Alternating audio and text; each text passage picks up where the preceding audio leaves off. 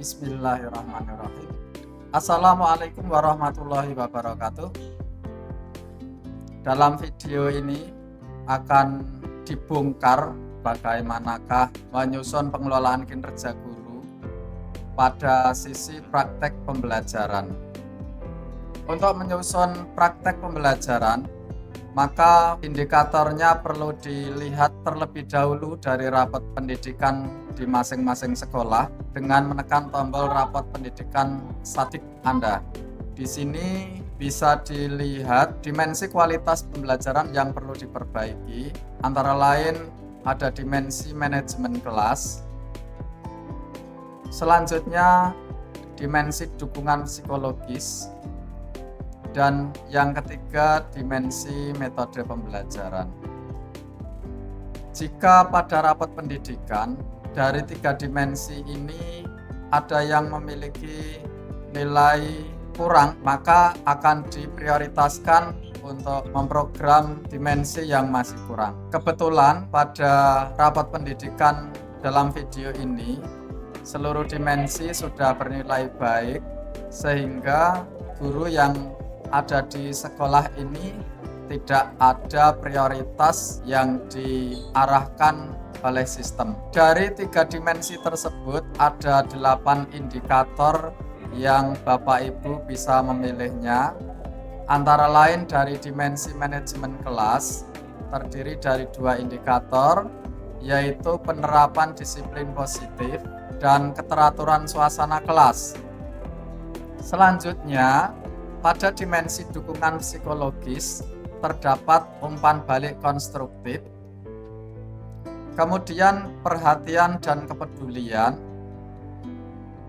Selanjutnya, indikator dari dimensi dukungan psikologis adalah ekspektasi pada peserta didik. Pada dimensi metode pembelajaran, ada 3 indikator yang nanti bisa dipilih salah satu, yaitu aktivitas interaktif, kemudian instruksi pembelajaran, dan instruksi yang adaptif. Sebelum memilih salah satu dari 8 indikator tersebut, bagaimanakah bocorannya? Ketika Bapak memilih salah satu, itu apa yang dinilai oleh Bapak Kepala Sekolah? Kita kupas satu persatu bagaimanakah masing-masing indikator tersebut dievaluasi oleh kepala sekolah. Sekarang marilah kita lihat penjabaran dari masing-masing indikator pengelolaan kinerja guru. Yang pertama adalah penerapan disiplin positif. Penerapan disiplin positif merupakan upaya menerapkan prinsip disiplin positif untuk mengelola perilaku dan kebiasaan kelas yang disepakati bersama. Di sini fokus yang dinilai pada saat observasi oleh kepala sekolah ada 3, yaitu guru melakukan refleksi dinamika kelas untuk menerapkan kesepakatan kelas. Kemudian yang kedua indikatornya adalah guru melakukan penguatan positif terhadap perilaku yang sesuai atau mendukung kesepakatan kelas. Yang ketiga, guru memfasilitasi peserta didik menyadari konsekuensi dan memperbaiki perilaku melanggarnya. Sekarang, dari masing-masing indikator pada penerapan disiplin positif ini, pada saat dilakukan observasi, Bapak Ibu guru dianjurkan untuk mengajak peserta didik melakukan refleksi dinamika kelas mengacu pada kesepakatan kelas. Selanjutnya, Bapak Ibu guru juga dianjurkan dapat menunjukkan kesediaan mendengarkan pandangan peserta didik tentang dinamika kelas. Berikutnya, Bapak Ibu guru diharapkan bersikap adaptif sehingga bersedia mengubah kesepakatan kelas bila diperlukan. Selanjutnya, pada saat observasi, jika Bapak Ibu memilih indikator penerapan disiplin positif, hendaknya menghindari perilaku mengabaikan pendapat peserta didik tentang apa yang terjadi di kelas. Kemudian, menghindari sikap defensif dalam menyikapi umpan balik dari peserta didik terkait kedisiplinan. Yang ketiga, diharapkan Bapak Ibu bisa menghindari menerapkan hukuman fisik terhadap peserta didik yang melakukan pelanggaran disiplin. Kemudian, pada indikator guru melakukan penguatan positif terhadap perilaku yang sesuai atau mendukung kesepakatan kelas, diharapkan bisa memberikan ujian terhadap perilaku peserta didik yang sesuai kesepakatan kelas. Jangan pelit memberikan ujian Bapak Ibu guru. Yang kedua, memberikan penguatan positif dengan beragam cara. Selanjutnya, Bapak Ibu guru juga mengakui suatu perilaku positif secara spesifik dan menjelaskan alasannya. Dalam poin ini, Bapak Ibu guru diharapkan bisa menghindari kebiasaan sikap tidak konsisten dalam memberikan penguatan positif hanya pada peserta didik tertentu. Jadi di sini maksudnya anak-anak tertentu diberikan penguatan positif, tetapi yang lain tidak. Kemudian, hal-hal yang perlu dihindari selain yang tersebut adalah mengabaikan perilaku positif karena terlalu fokus pada perilaku negatif atau lain. Kalau ada siswa yang tadinya itu dianggap berperilaku negatif, kemudian dia berperilaku positif, tidak dianggap, itu dihindari. Selanjutnya, guru melakukan penguatan perilaku yang tidak bermanfaat bagi siswa didik, bagi peserta didik dan kelas secara keseluruhan. Kemudian, pada indikator yang ketiga, guru memfasilitasi peserta didik menyadari konsekuensi dan memperbaiki perilaku melanggarnya. Hal-hal apa yang perlu dilakukan oleh Bapak Ibu guru saat observasi? Antara lain, guru dapat membantu peserta didik menyadari konsekuensi dari perilaku ketika melakukan pelanggaran. Berikutnya, guru mendengarkan sudut pandang peserta didik terhadap perilaku pelanggarnya. Selanjutnya, guru memberikan dukungan pada peserta didik dalam melakukan perbaikan perilakunya. Kemudian, Bapak Ibu guru diusahakan untuk menghindari antara lain guru langsung memberikan hukuman, bukan membangun upaya perbaikan perilaku. Yang perlu menjadi perhatian Bapak Ibu guru ketika di dalam kelas. Selanjutnya, guru kehilangan kesabaran dalam membantu peserta didik menyadari konsekuensi perilakunya. Berikutnya, guru meminta peserta didik untuk tenang dengan mengabaikan perilaku melanggar yang terjadi. Hal-hal tersebut perlu Bapak Ibu perhatikan jika Bapak Ibu memilih indikator nomor 1, yaitu penerapan disiplin positif. Berikutnya, jika Bapak Ibu memilih keteraturan suasana kelas, ini masih dimensi manajemen kelas, maka ada beberapa hal yang perlu Bapak Ibu ketahui, antara lain hal-hal yang dianjurkan dan perlu dihindari. Apa saja yang perlu dilakukan dan perlu dihindari pada dimensi keteraturan suasana kelas? Di sini diharapkan Bapak Ibu berupaya membangun suasana kelas yang kondusif untuk proses belajar dengan minimal gangguan yang mengalihkan perhatian peserta didik dari aktivitas belajar. Hal-hal yang diobservasi oleh kepala sekolah yaitu ada 3.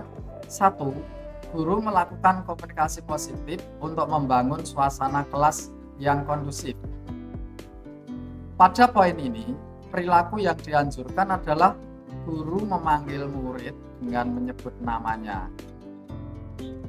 Ini perlu Bapak Ibu guru mengenali peserta didik, paling tidak memegang absensi siswa jika belum hafal nama-nama peserta didik.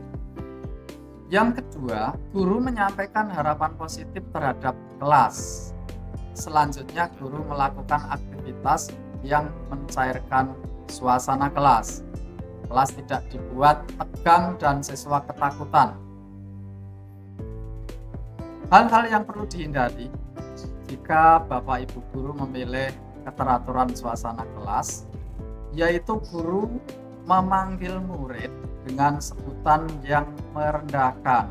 Di sini misalnya ada siswa yang gemuk kemudian dipanggil gendut, ada siswa yang mungkin kulitnya agak hitam dipanggil negro, dan seterusnya. Ini tentu panggilan yang merendahkan. Hal-hal tersebut perlu dihindari. Kemudian guru menceritakan keluhan atau persoalan sekolah. Walaupun mungkin beban guru terlalu berat, tidak perlu mengeluh kepada siswa. Atau ada persoalan di sekolah, sedang dimarahi kepala sekolah, tidak perlu menyampaikan ke siswa. Berikutnya, guru langsung mengajar tanpa mengondisikan suasana kelas. Ini perlu juga menjadi perhatian Bapak Ibu saat dilakukan observasi. Jika siswanya belum terkondisikan dengan baik, hendaknya tidak langsung menyampaikan materi. Kemudian pada poin yang kedua, guru melakukan strategi pengelompokan untuk mengaktifkan keterlibatan peserta didik. Perilaku yang dianjurkan adalah guru mengelompokkan murid dengan menyampaikan tujuannya pada murid. Di sini membentuk belajar kelompok. Selanjutnya, guru menyediakan beragam peran dalam kelompok agar semua anggota terlibat aktif. Jadi diharapkan dalam kelompok belajar itu tidak ada siswa yang diam saja atau hanya istilahnya nunut nama. Guru mengajak murid untuk berinteraksi dan berperan aktif dalam kelompok. Hal-hal yang perlu dihindari adalah mengabaikan dinamika yang terjadi dalam satu atau lebih kelompok. Misalnya ada 2 atau lebih kelompok yang kemudian gaduh di kelas. Nah, ini perlu diperhatikan oleh Bapak Ibu guru. Guru melakukan pengelompokan yang sama terus-menerus. Jadi kelompok belajar ini sebaiknya itu bisa diacak. Guru membiarkan murid berinteraksi dengan teman di dalam kelas. Pada poin nomor 3, guru membuat dan mengingatkan aturan atau kesepakatan kelas. Perilaku yang dianjurkan adalah guru membuat aturan atau kesepakatan kelas yang disetujui semua murid ditempel di kelas. Saya rasa ini sangat penting bahwa peraturan itu dibuat secara bersama-sama. Berikutnya, guru mengajak murid untuk mengingat aturan atau kesepakatan kelas yang telah disepakati, sehingga nanti tidak ada siswa yang melakukan pelanggaran terhadap kesepakatan kelas. Berikutnya, guru mengajak murid menilai seberapa efektif pelaksanaan aturan atau kesepakatan kelas. Jadi, efektivitas aturan yang telah disepakati dinilai secara bersama-sama. Tidak hanya guru memberikan penilaian terhadap efektivitas aturan kelas. Hal-hal yang perlu dihindari oleh Bapak Ibu guru adalah tidak menyebutkan aturan atau kesepakatan kelas ketika menegur murid.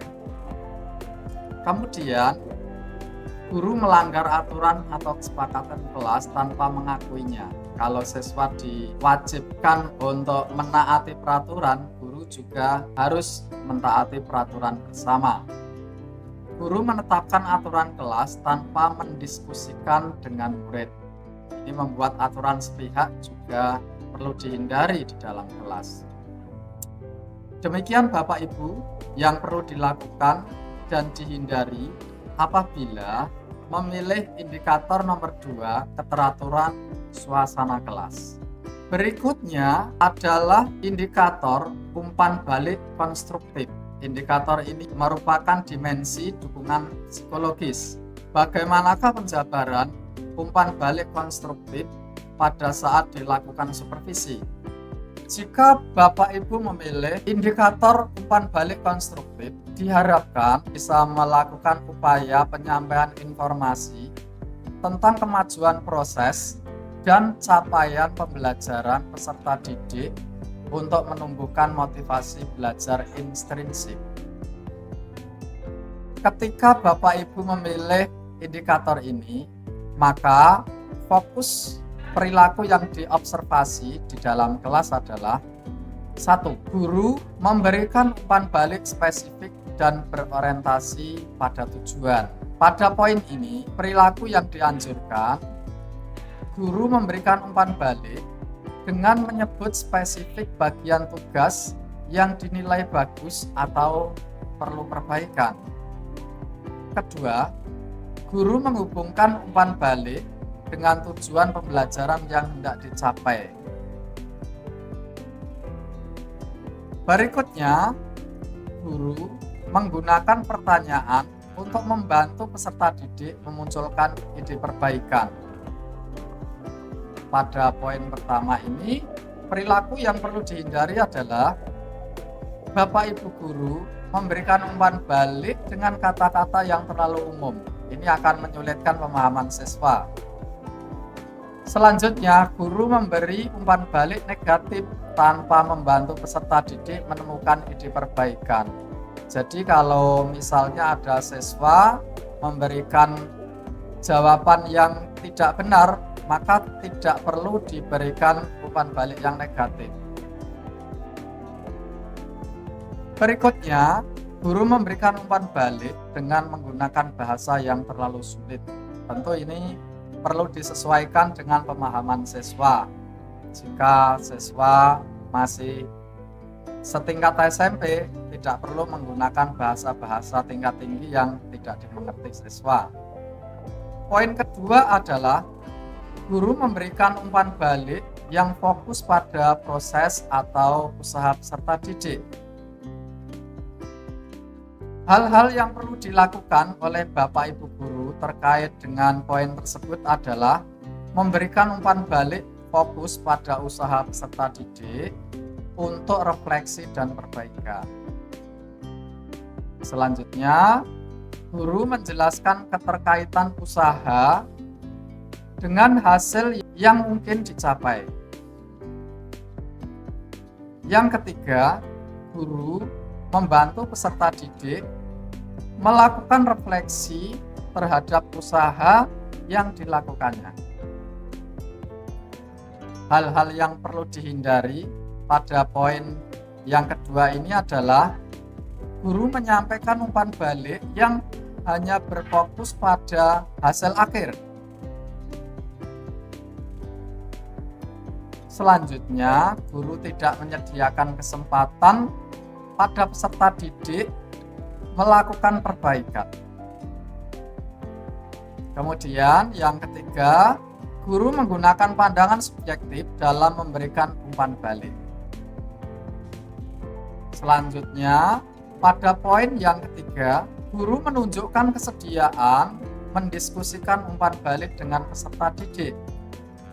Hal-hal yang dianjurkan dalam poin ini antara lain guru membuka komunikasi, pertanyaan, dan klarifikasi lebih lanjut. Selanjutnya, guru mendengarkan secara aktif tanggapan peserta didik terhadap umpan balik yang diterimanya. Kemudian, guru menyediakan waktu untuk mendiskusikan umpan balik selama atau setelah kelas. Hal-hal yang perlu dihindari terkait dengan poin nomor 3 yaitu guru menolak berdiskusi dengan peserta didik tentang umpan balik yang diberikan. Kemudian, guru mengabaikan pertanyaan atau kekhawatiran peserta didik.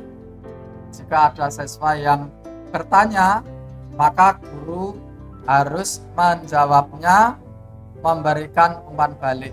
Jadi tidak boleh diabaikan. Guru terburu-buru menjelaskan umpan balik sehingga tidak sempat berdiskusi.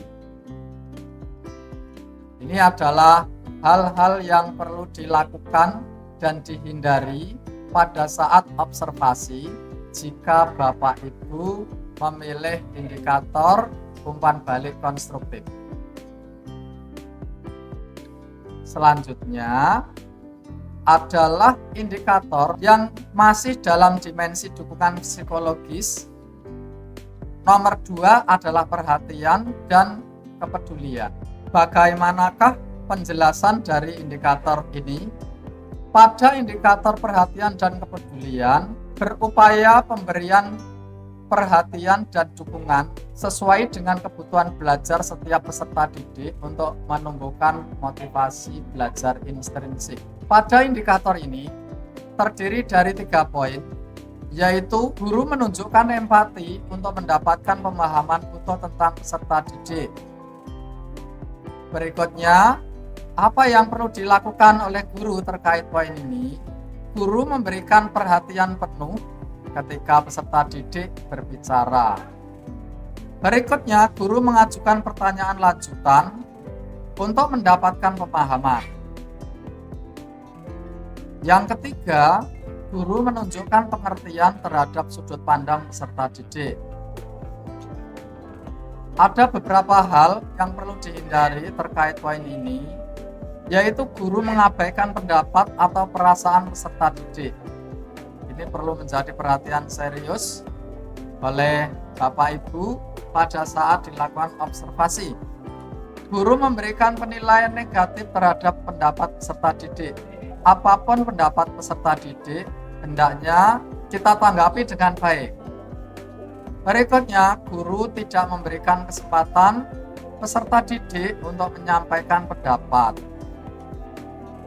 Pada poin yang kedua, guru menunjukkan pemahaman terhadap kebutuhan, kondisi, dan karakteristik peserta didik. Perilaku yang dianjurkan adalah guru melakukan pengamatan terhadap dinamika kelas untuk memahami peserta didik.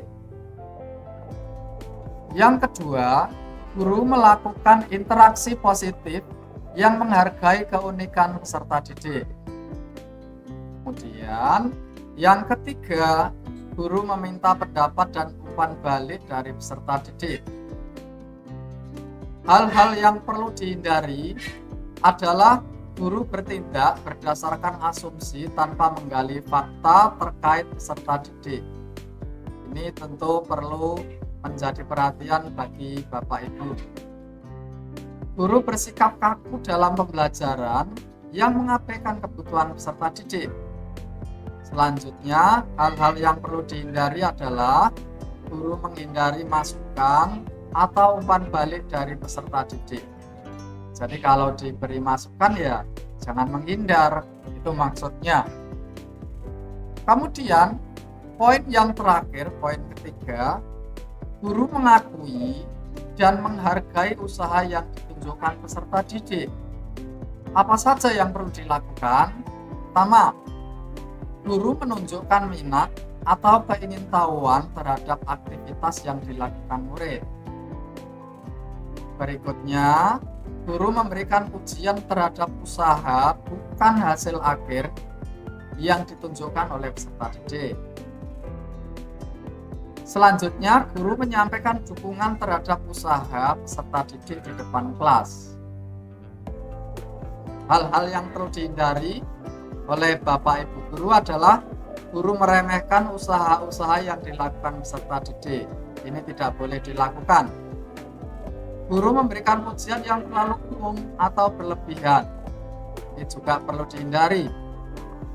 Guru bersikap terlalu kritis terhadap usaha yang dilakukan peserta didik. Ini menyebabkan nanti peserta didik merasa selalu bersalah. Itulah hal-hal yang perlu dilakukan dan perlu dihindari jika Bapak Ibu guru memilih indikator perhatian dan kepedulian. Berikutnya masih tetap di dimensi dukungan psikologis, yaitu ekspektasi pada peserta didik. Apa saja yang perlu dilakukan dan dihindari pada indikator ini. Indikator ekspektasi pada peserta didik. Jika Bapak Ibu memilih indikator ini, diharapkan Bapak Ibu berupaya mengkomunikasikan ekspektasi yang tinggi kepada semua dan setiap peserta didik untuk menumbuhkan motivasi belajar intrinsik. Apa saja yang diobservasi oleh kepala sekolah ketika Bapak Ibu mengajar? Yang pertama, guru mengkomunikasikan harapannya yang tinggi terhadap masa depan seluruh peserta didiknya. Hal-hal yang perlu dilakukan adalah guru mengenal nama setiap peserta didiknya beserta karakteristiknya. Kemudian, guru menyampaikan cita-cita masa depan yang bermakna bagi peserta didik.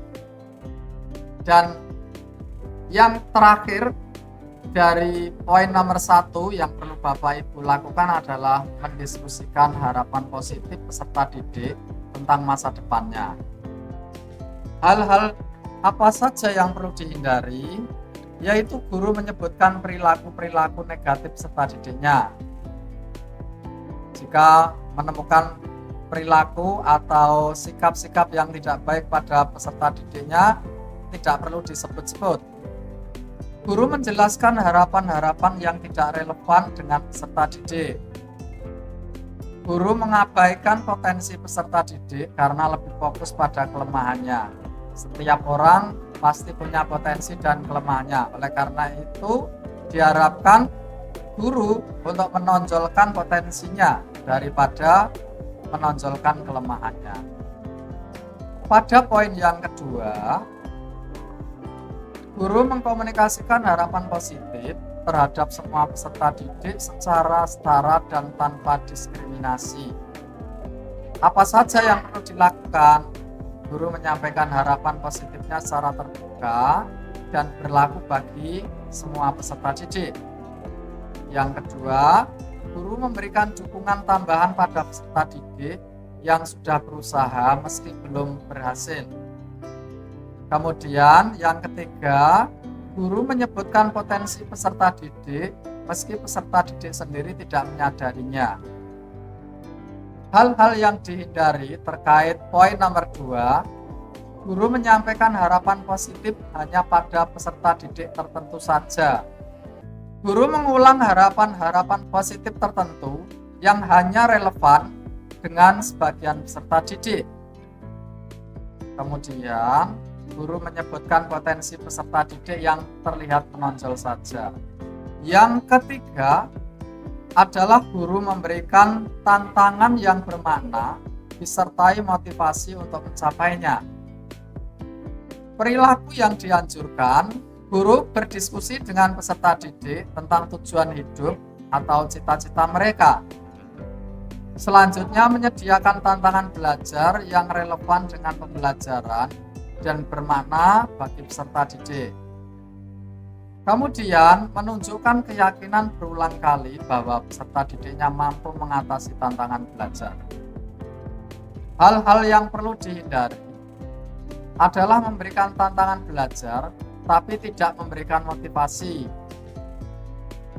Kemudian, menggunakan hadiah dan hukuman untuk memotivasi murid.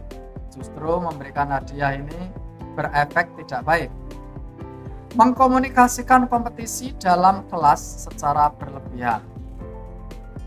Itulah 3 poin yang perlu dilakukan dan dihindari jika Bapak Ibu memilih indikator ekspektasi pada peserta didik. Selanjutnya adalah melihat dimensi metode pembelajaran. Jika Bapak Ibu memilih dimensi ini, maka ada 3 indikator yang bisa dipilih salah satu saja. Jika Bapak Ibu guru menghendaki aktivitas interaktif, maka penjabarannya seperti apa? Kita lihat penjabaran berikut ini. Aktivitas interaktif, jika Bapak Ibu memilih indikator ini, diharapkan Bapak Ibu mengupayakan pembelajaran yang dapat memfasilitasi kolaborasi dan komunikasi antar peserta didik untuk meningkatkan efektivitas pembelajaran. Hal-hal yang diobservasi meliputi 3 hal. Yang pertama, guru memfasilitasi kegiatan pembelajaran yang memberikan peran pada semua peserta didik. Apa saja yang perlu dilakukan? Yaitu guru memotivasi semua peserta didik untuk berperan aktif dalam proses pembelajaran. Kemudian, guru juga menyediakan peran dalam kelompok untuk memastikan bahwa semua anggota mendapat peran. Yang ketiga, guru dapat memberikan dukungan dan kesempatan pada peserta didik yang pasif untuk berperan. Jika mendapati peserta didik yang pasif, maka guru perlu memberikan motivasi atau dukungan sehingga peserta didik itu lebih berperan aktif. Hal-hal yang perlu dihindari dalam poin ini adalah membiarkan peserta didik membuat dan membagikan peran di dalam kelompok. Kemudian, guru menyediakan peran yang terbatas sehingga peserta didik tertentu tidak mendapatkan peran. Selain itu, guru membiarkan sebagian peserta didik bersikap dominan dalam proses pembelajaran. Pada poin yang kedua,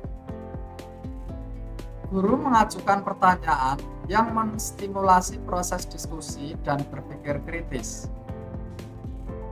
Hal-hal yang perlu dilakukan oleh Bapak Ibu guru adalah mengajukan pertanyaan terbuka untuk memancing proses diskusi dan berpikir kritis. Jika ini bisa dilakukan, maka kegiatan pembelajaran akan lebih hidup. Guru mengajukan pertanyaan yang mengaitkan konsep yang dipelajari dengan konsep-konsep sebelumnya. Berikutnya, guru mengajukan yang meminta peserta didik membandingkan 2 konsep berbeda. Hal-hal yang perlu dihindari oleh Bapak Ibu guru adalah mengajukan pertanyaan hanya untuk menguji pemahaman peserta didik. Kemudian, guru mengajukan pertanyaan yang meminta peserta didik mengulang konsep yang disampaikan. Berikutnya, hal yang perlu dihindari adalah menghakimi jawaban peserta didik sehingga membuat peserta didik lain ragu untuk menjawab. Pada poin yang ketiga, yaitu guru memfasilitasi terjadinya diskusi kelompok yang interaktif, kritis, dan inklusif. Hal-hal yang perlu dilakukan adalah guru memotivasi peserta didik untuk menyampaikan pendapat secara terbuka. Kemudian, guru mengajukan pertanyaan yang memicu terjadinya diskusi kelompok. Yang ketiga, guru berkeliling kelas untuk memberikan bimbingan pada kelompok dalam diskusi. Hal-hal yang perlu dihindari adalah guru hanya duduk di depan dan membiarkan kelompok berdiskusi sendiri. Selanjutnya, guru membiarkan peserta didik membentuk kelompok sendiri sesuka hatinya. Guru mengabaikan atau melarang perbedaan pendapat. Hal-hal inilah yang perlu dilakukan dan dihindari jika Bapak Ibu memilih indikator aktivitas interaktif. Selanjutnya, dimensi metode pembelajaran yang kedua adalah instruksi pembelajaran. Apa saja yang perlu dilakukan dan perlu dihindari oleh Bapak Ibu guru jika memilih indikator ini? Jika Bapak Ibu guru memilih indikator instruksi pembelajaran, diharapkan Bapak Ibu berupaya memberikan penjelasan terstruktur tentang konsep dan aktivitas pembelajaran disertai demonstrasi, ilustrasi, atau contoh yang relevan dan kontekstual untuk peningkatan efektivitas pembelajaran. Ada 3 poin dalam indikator ini. Yang pertama adalah guru memberikan penjelasan yang mudah sesuai dengan pemahaman awal peserta didik. Perilaku yang dianjurkan ketika observasi adalah menampilkan visualisasi atau ilustrasi yang memudahkan pemahaman peserta didik. Bisa menggunakan video, bisa menggunakan gambar. Kemudian, guru menjelaskan konsep yang sulit dengan bahasa yang mudah dipahami. Selanjutnya, guru menjelaskan konsep disesuaikan dengan hasil observasi awal. Hal-hal yang perlu dihindari adalah menampilkan visualisasi, tetapi tidak terkait dengan penjelasannya. Yang kedua, guru menjelaskan konsep yang sulit dengan istilah-istilah yang sulit dipahami. Sudah konsepnya sulit, kata-katanya menggunakan kata-kata tingkat tinggi, tentu siswa akan mengalami kesulitan. Guru menjelaskan konsep hanya mengacu pada buku perangkat ajar. Hendaknya Bapak Ibu guru menggunakan buku-buku yang lain atau sumber-sumber belajar yang lain sehingga penjelasannya lebih mudah dipahami oleh siswa. Poin yang kedua, guru memberikan contoh yang kontekstual dan relevan dengan keseharian peserta didik. Perilaku yang dianjurkan adalah guru menjelaskan konsep disertai dengan contoh yang familiar dengan kehidupan peserta didik. Yang kedua, guru menjelaskan konsep dikaitkan dengan isu atau topik sehari-hari yang relevan dengan peserta didik. Yang ketiga, guru memberikan kesempatan pada peserta didik berbagi pengalaman yang relevan. Hal-hal yang perlu dihindari antara lain, guru menjelaskan konsep disertai contoh yang hanya difahami oleh guru atau orang dewasa. Tentu contoh-contoh yang diberikan kepada peserta didik harus disesuaikan dengan kondisi siswa. Guru menjelaskan konsep tanpa dikaitkan dengan kehidupan sehari-hari. Guru menggunakan contoh yang sama berulang-ulang. Hal ini perlu dihindari. Selanjutnya, pada poin yang ketiga, guru menyampaikan penjelasan secara terstruktur dan logis. Hal apa saja yang perlu dilakukan oleh Bapak Ibu guru sekalian? Pertama, guru menjelaskan konsep secara runtut dari tujuan konsep ini dan kesimpulan. Yang kedua, guru menjelaskan materi baru dihubungkan dengan materi sebelumnya. Kemudian, yang ketiga, guru memberi penjelasan dan bimbingan langkah demi langkah disertai dengan demonstrasi. Jika ini dilakukan, akan memudahkan siswa memahami konsep-konsep dalam pembelajaran. Hal-hal yang perlu dihindari adalah guru memberikan instruksi yang terlalu umum, sehingga peserta didik kesulitan mengikuti langkah-langkahnya. Kemudian, guru menjelaskan konsep tidak runtut, melompat-lompat antar topik tanpa menjelaskan keterkaitannya. Guru tidak mengulang bagian penting dari penjelasannya. Hal-hal inilah yang perlu dihindari dan perlu dilakukan pada indikator instruksi pembelajaran. Selanjutnya, pada dimensi metode pembelajaran, indikator yang terakhir yaitu instruksi yang adaptif. Apa saja yang perlu dilakukan dan dihindari dalam kegiatan observasi jika Bapak Ibu memilih indikator ini? Marilah kita simak bersama-sama penjelasan berikut. Jika Bapak Ibu memutuskan untuk memilih indikator instruksi yang adaptif, maka diharapkan melakukan penyesuaian praktek pembelajaran sebagai respon terhadap respon peserta didik terhadap kebutuhan belajarnya untuk peningkatan efektivitas pembelajaran. Ketika observasi dilakukan, hal-hal yang dianjurkan adalah guru memulai pembelajaran dengan mengajukan pertanyaan untuk memahami pemahaman awal peserta didik. Yang kedua, guru melakukan penyesuaian pembelajaran sesuai respon dari peserta didik. Yang ketiga, guru melakukan penyesuaian penjelasan agar lebih relevan dan dipahami peserta didik. Sedangkan hal-hal yang perlu dihindari adalah guru memulai pembelajaran langsung dengan penjelasan materi pelajaran.